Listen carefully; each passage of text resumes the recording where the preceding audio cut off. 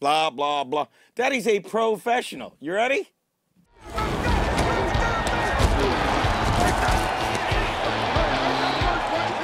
Play action fakes it for passing zone. Yes, touchdown.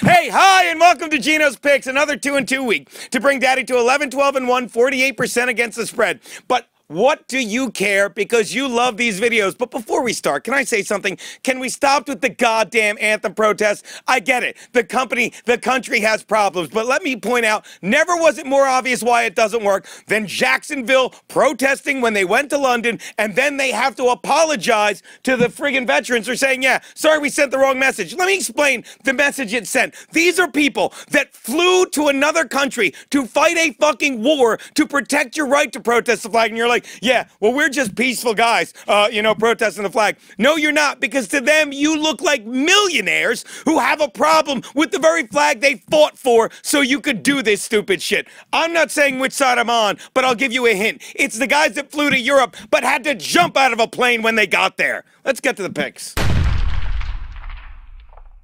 You ready to run? You ready to run? You ready to run? I'm not talking to the guys in the booth. What's in the bottle? Helen's adorable. My first pick, the Patriots are giving just 3 to the Falcons in New England. What did we learn last week? I mean, we know what the gamblers that were counting their money when the Falcons rolled out to a 17-0 lead learned, that Dolphins indeed are capable of raping humans.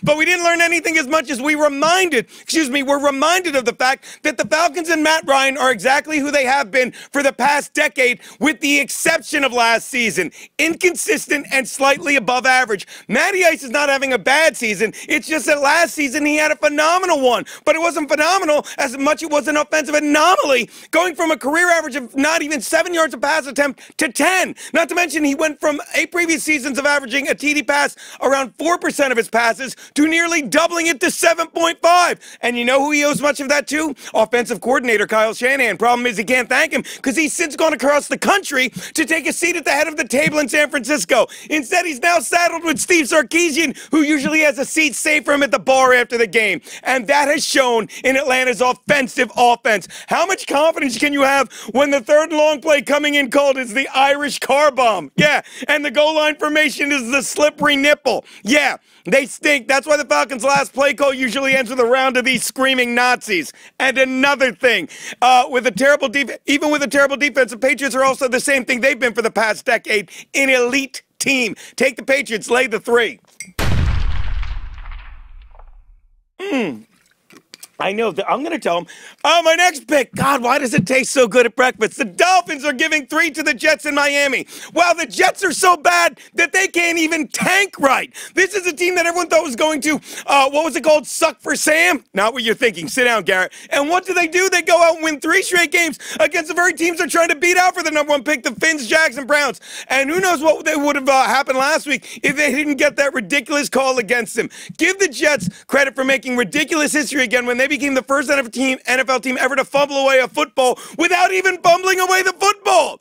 Maybe the Jets aren't a bad team, but they're a very average team with 0 weapons, meaning that as the seasons go on, this will be easier to plan than a toddler's birthday party. Get cake, rent bouncy castle. And by the way, if you're dumb enough to keep betting on the Jets this season, the bouncy castle is going to be the new nickname for your bank. Take the Fins, lay the 3.